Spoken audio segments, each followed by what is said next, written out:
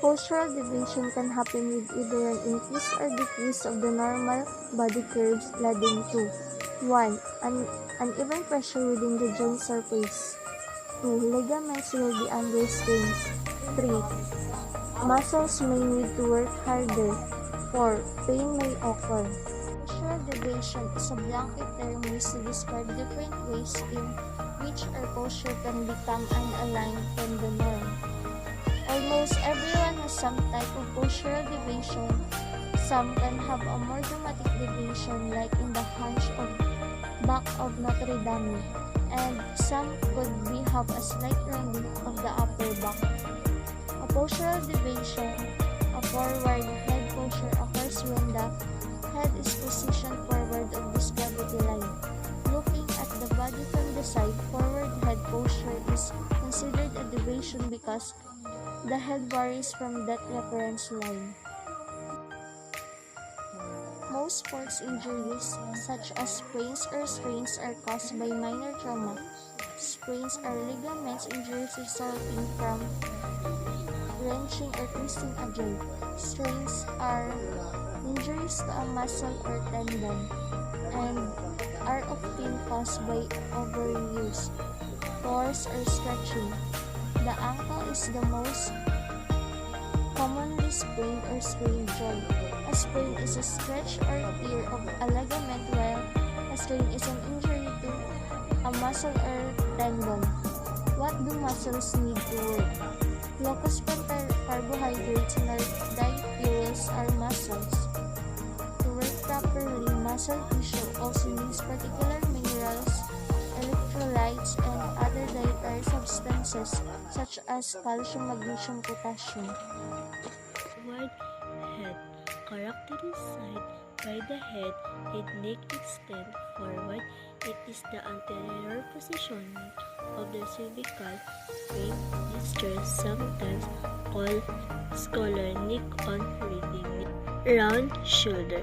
It is described as the shoulder girdle where the scapula abducted in the shoulder are oriented forward. The chest is flat and usually the pectoral muscle are linked. Yung round shoulder naman is lumalabas yung balikat kaysa sa chest, parang kuba.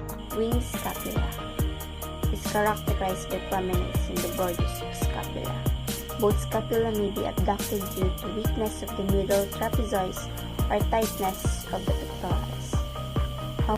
A wing scapula is a skeletal medical condition in which the shoulder blade protrudes from a person's back in an abnormal position. In rare conditions, it has the potential to lead to limited functional activity in the upper extremity to which it is adjacent. The term wing scapula is also scapula alata. It is used when the muscles of the scapula are too weak or paralyzed, resulting in a limited ability to stabilize the scapula. As a result, the medial lateral borders of the scapula protrudes from back, like wings. Most lesions associated with wing scapula are the result of blunt trauma due to repetitive movement. In athletics, the most common cause of scapular winging is paralysis of the serratus anterior muscle due to the injury of the long thoracic nerve. It's like na yung bones mo sa likod is tumumbok and it looks like a wings. It can be treatable in surgical and also in exercise. In exercise, start in a standing position, touching the hands above the head. The elbow should be bent and point outward to each side.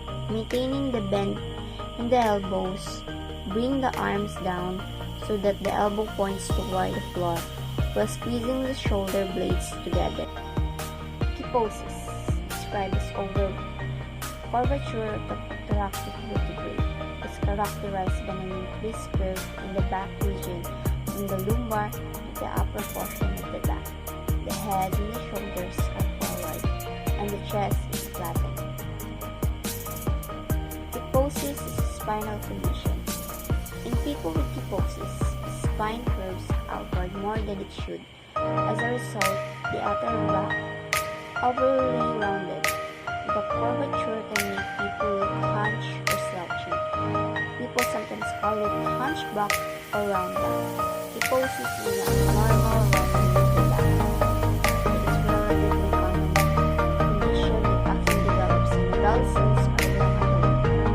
Poor posture in childhood such as slouching, leaning back in chair, and carrying heavy bags or school bags cause delicate in the muscle and support the stability and stretch.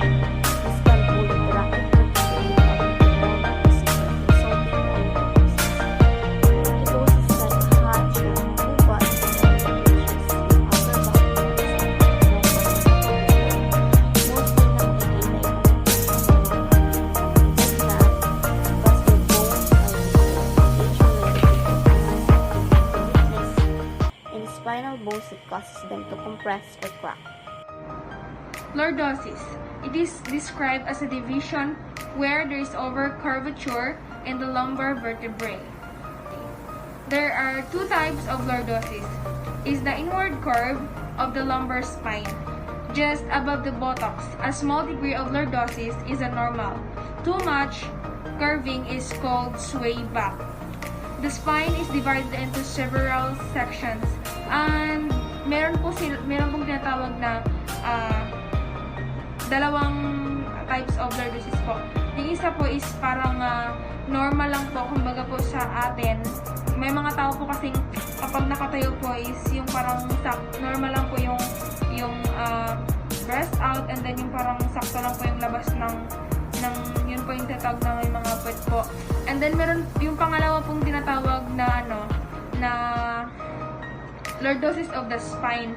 Kasi po yung mga tao po na parang yung spinal cord po nila is parang may nagsisway back na po. Yun po yung mga taong gano'n po, as in yung breast out, and then yung labas na labas po talaga yung puwet nila.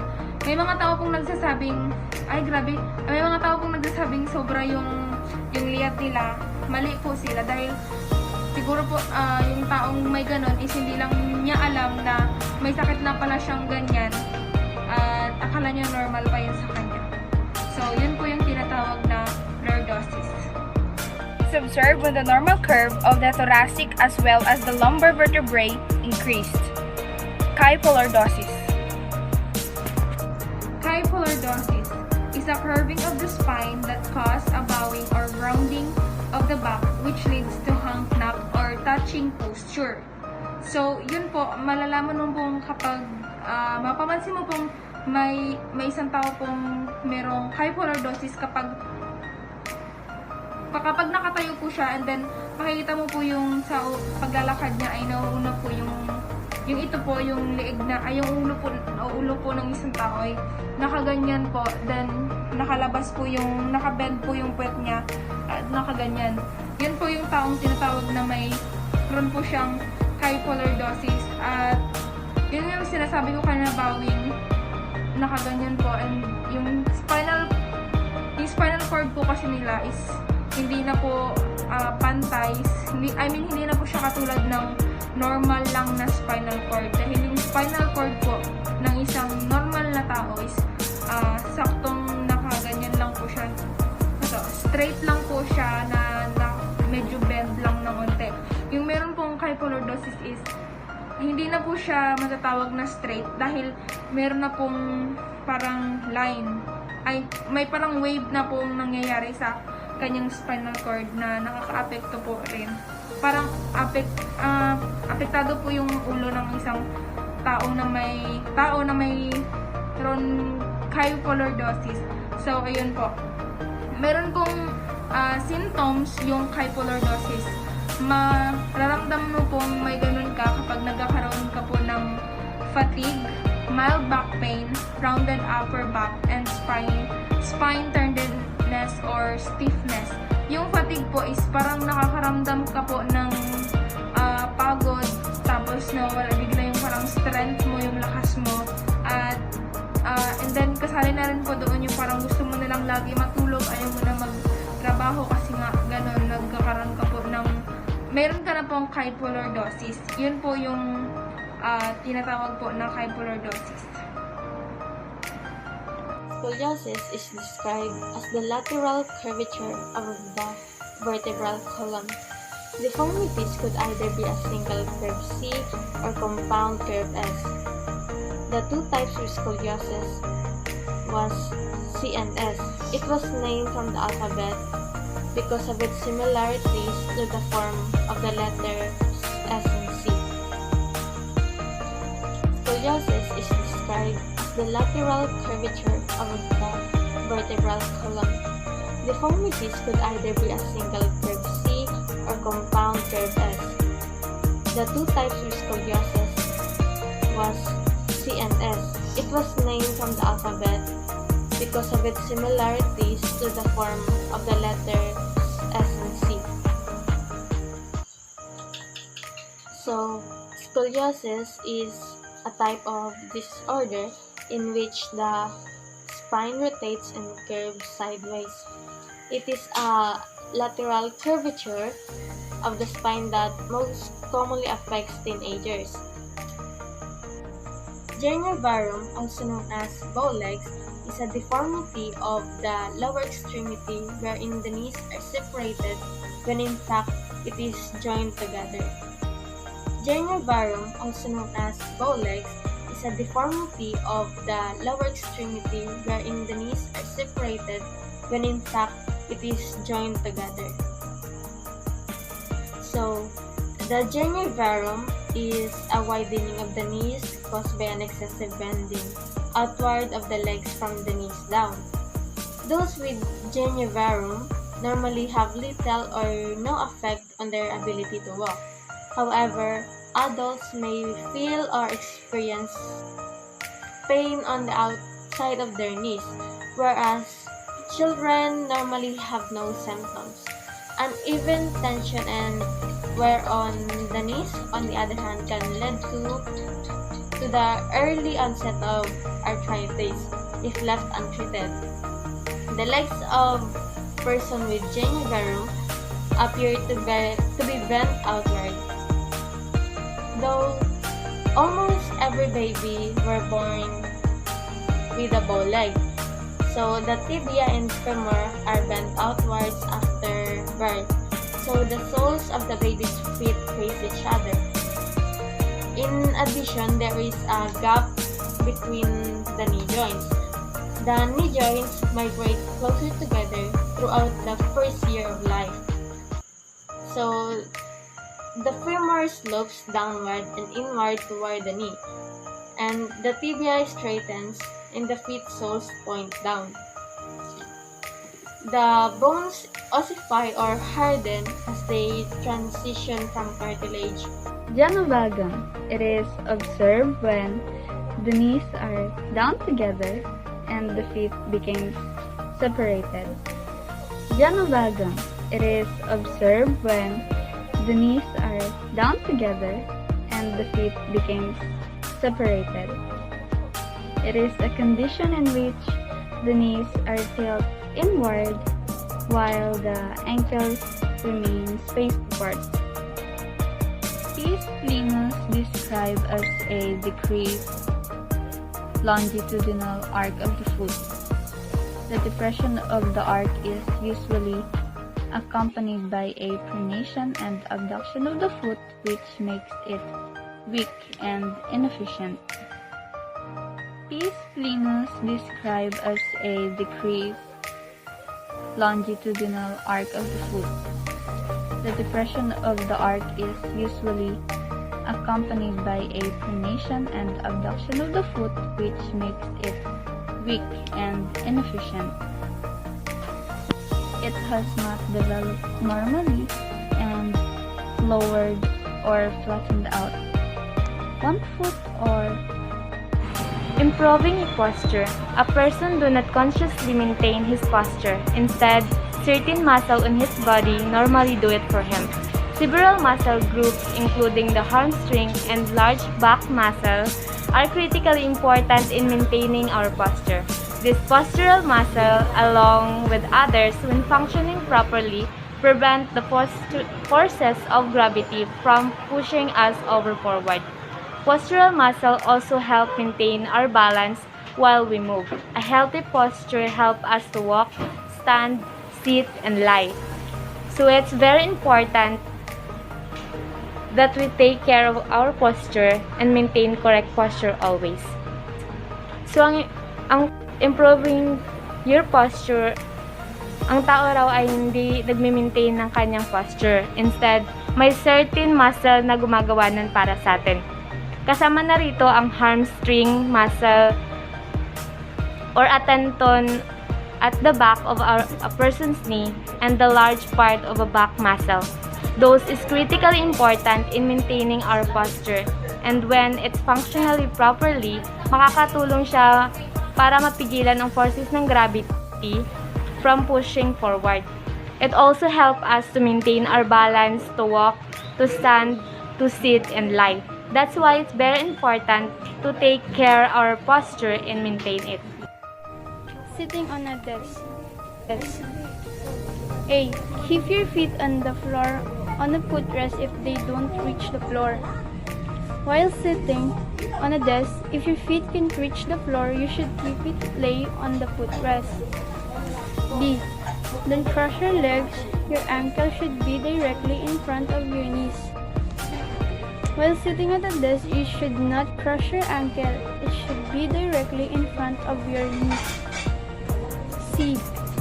Keep a small gap between the back of your knees and the front of your seat.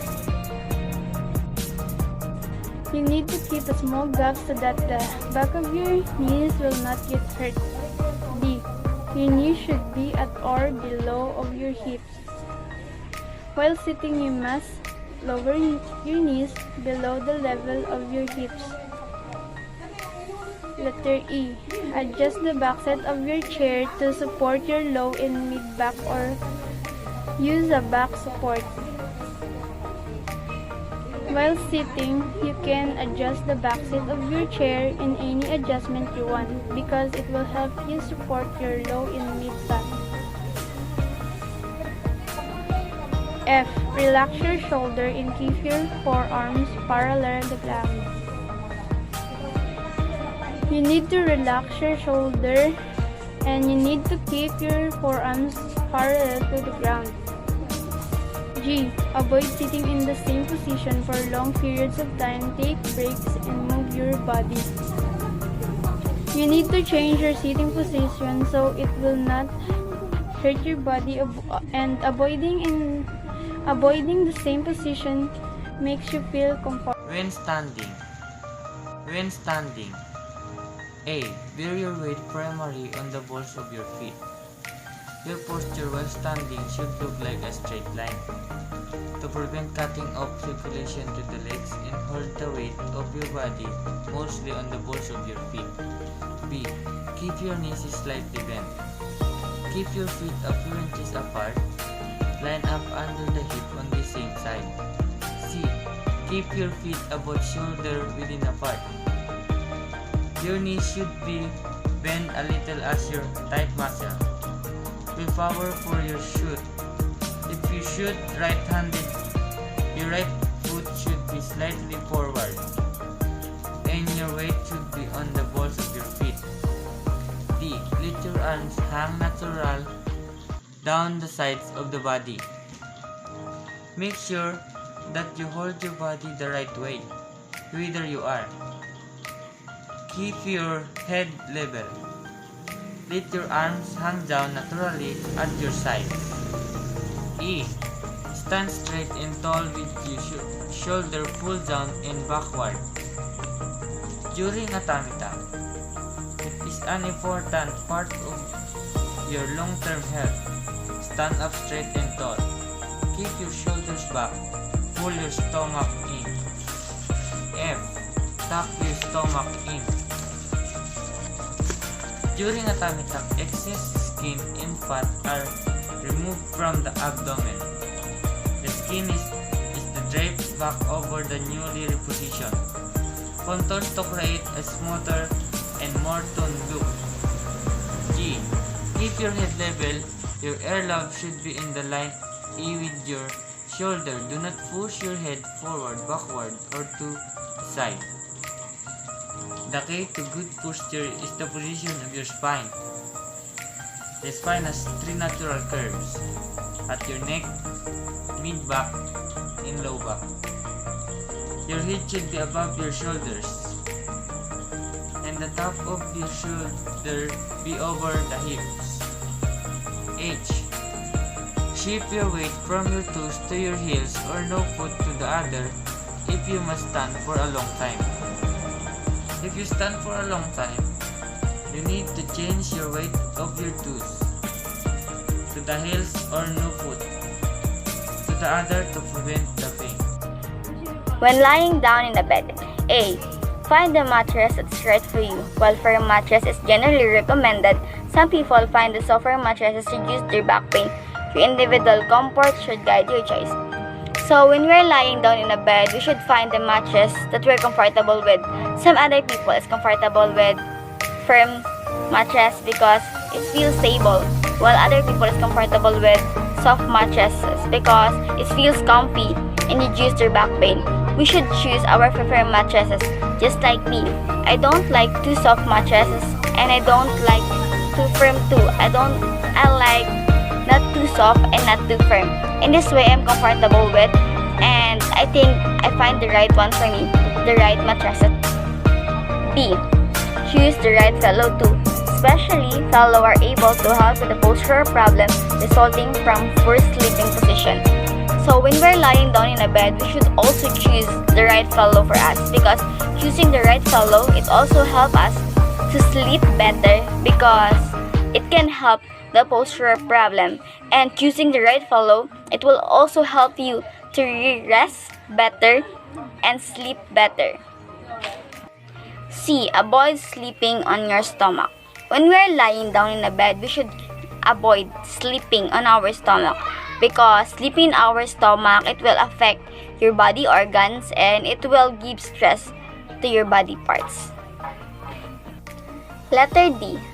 Sleep on your side or back, which is often helpful for back pain. If you sleep on your side, place the pillow between your legs. If you sleep on your back, keep the pillow under your knees. When we are lying down in the bed, sleeping on your back or side, it will help you to reduce or to avoid back pain. When you sleep on your side, place the pillow between your legs because it will also help you to avoid the muscle stress. And if you sleep on your back, keep the pillow under your knees.